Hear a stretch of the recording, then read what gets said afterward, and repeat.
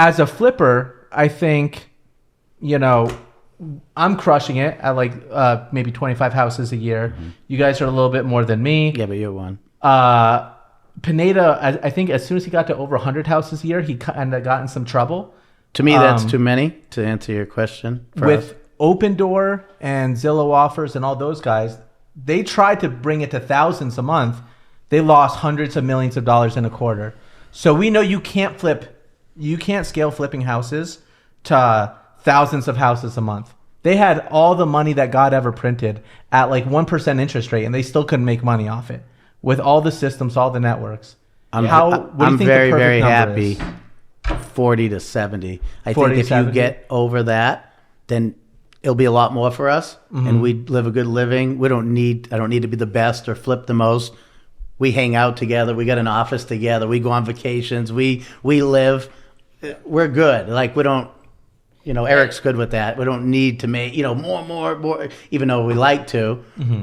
We also like to live and not work 90 hours There's a day. a case where you get diminishing returns and you have to hire so many people and you lose control. And then as you lose that control, your profitability and also the quality of your content. We want a product. I was just about to say that next. I mean, the hardest part is obviously managing, construction. Mm-hmm. When you start scaling up to that point, it starts to get hard to keep your eye on every single project, and then things take longer, cost more, and that's when I don't think inefficient.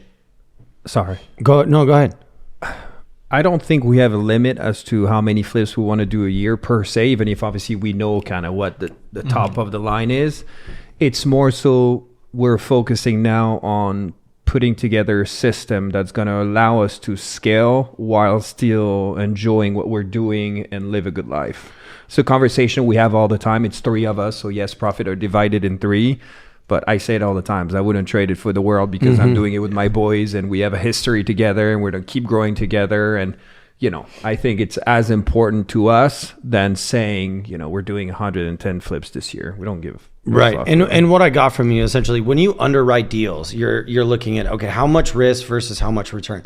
You're also underwriting, when you realize that it's time versus money, you start to underwrite your time too. Because now you value your time. How much money can I make with this time? Or how much money do I have to spend to actually save my time? Or how often do I get to take a 2 weeks off? So if I'm going to take these 2 weeks off, well, I might as well spend what I want to do what I want to do to the level that I want to do it. So you begin to underwrite, your time and the value of your time the same way you underwrite deals. Can you speak to that point? Because essentially what you're telling me is you like to live your life. You like to have a little bit of work-life balance and what that balance. Now, it might be unbalanced for most people, but you guys have obviously found a balance that works for you. This year, we're cruising, and I think everything's balanced, and we're going skiing this weekend, and I think everything's, is going pretty solid.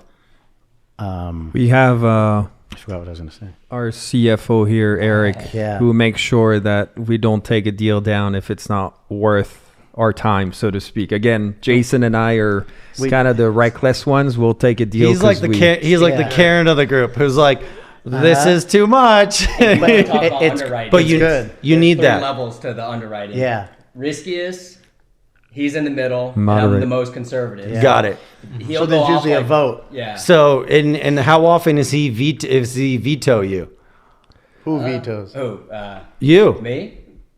I mean, sometimes look, we can't go up to this amount. Right. We got to stay where we. Is there a point where you guys had a big disagreement on something? Not once yet. Knock on wood. That's funny. As hard as partnerships are in business, and with the three, I would say, strong personalities we have, that's really great.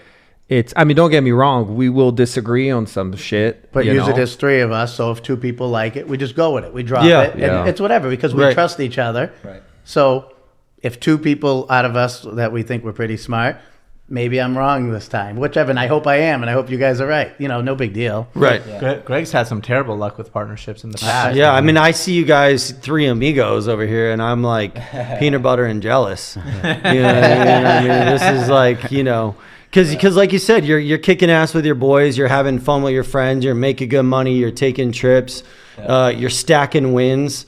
I mean, the crazy thing about this game is at some point it's almost more fun to do a deal and win than it is to spend the money on something material. This is the high we get. So perhaps you can touch on that a little bit. Talk about the love of the game, because that's what I was going to say. That's what it comes.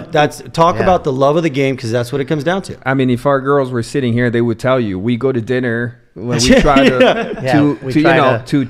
unplug, so to date speak, night, and we still fucking talk about numbers. It's not we're not bragging. I think it's genuinely a passion of ours, and it goes back to we were talking about being frugal and budgeting, like. Same thing. None of us come from money. Let's just clear the field here. It's not like we were handed, a line of credit to start flipping. Like we've all had to work very hard, even if it was fun, for this money that we earn and blah, blah, blah. So, I lost my train of thought on that one. But the reality is some of these kids are coming out of the pools with a cocaine habit, and you came out with a deal flipping habit. You know what I mean? We're a little sick, and we all want to. They're laughing because that hit extra hard for them. You know what I mean? You came out with a habit, but it wasn't a cocaine habit. Everything in moderation. But yeah, for the passion for the numbers got us to where we are today. And to this day, even if now we're not talking about saving $800 a week like we were back at the pool, we're talking about buying $1 million home, which makes it obviously that much more exciting and addicting, essentially. But the rush of getting a deal is a high. Yeah, the chase. We get a the chase. For me, Don't anyways, fuck me. Getting that. Don't fuck me on this one. And then selling, like two highs. So we love that, and I don't think it's. I don't know. I don't think I'll ever go away. You guys are obviously the three amigos, and you're the core. But have you added on a little bit to the team? Maybe a document girl. Maybe we're working on that at the moment. Person, Eric probably does. We need a tax. We need a bookkeeper. I got a great one I can give you. Yeah. Like I have a tax person. No, we got that. But I want like a full. I'll give you a bookkeeper. We need a TC who can be an assistant as well. We're working on that. We're working on an in-house TC. But we're too cheap, and it was me, and I was like, well, we can't pay her. So, I've seen your office. You're not cheap. Their office looks like Dave and Buster's. They got a basketball. They got foosball. They got a dartboard. They got like whack-a-mole over there. Now, have you dabbled in commercial at all? Have you looked at any buildings? Just we bought our own office. So you own the building? Yeah. That's great. Yeah, we were looking at stuff, and because Ben is, he calls him Mr. Persistent. He won't take no for an answer. Love it. He'll knock on the door, and that's what he does. For the longest time, we were doing all these deals, and we literally had to be on three-way call, 5 hours a day, because we all worked at 3 different offices. So finally, we're like, look, we gotta get under one roof. Ben pushed us to it. Nice. So we started looking for something to lease. Everything was crazy expensive. They wanted to lock us in for 5 years and triple net. Yeah, it was like $4,000 a month or whatever. And I'm thinking $4,000, I pay for free over here. No, which is fine, but we need to make this back. Yeah, we don't sell product. We can do it from where we're at. Right. And Ben saying, we can grow and this and that, which he turned to be right. But he started knocking doors, and we got a deal. Do you think that you're more effective since you've all been under 100%? Yeah. Oh, 100,000%. 100%. Yeah. I mean, again, if you look at numbers, let's go back to hard facts. That our mortgage on this property, you call it $4,000, right? $50,000 a year. Well, we need one more deal for the year to justify having this office. That's what he kept saying. Having our 3 brains under the same roof and working together all day, comping houses. I mean, you know what it's like. Is a no-brainer. And I want to highlight this because this is a mental shift that you have to have in this game, because we come into this investing game with our own limiting beliefs, whatever our background is, whatever it is. But you're essentially saying you learned the value of time, and you learned where you could be the most effective. And if I spend money to be more effective, I will make more money. Therefore, it's a good investment. Very true. Correct. Right? So it's not a frivolous $200 pair of sneakers. No. It's I'm buying this so that I can be more effective, so that I can win. Correct. And I think that's an important discernment that you guys made that's different than everyone else that was working at Wet Republic Pool. That's a big lifestyle. Fake tits, cocaine, you know what I mean? Any girl you want any night, whatever it is. This Frenchie's got that, he's got an 8-pack, you know what I mean? He's got abs in his dick, you know what I mean? But he's decided to get into some houses. So Ben, do you have a background in, you seem like you're good with numbers. Do you have a background in math? Do you have a background in finance? Where did you get that skill set? Previous life, I guess, career, I was running retail stores. Okay. And obviously I had my hands in numbers a lot as well, P&Ls, etc.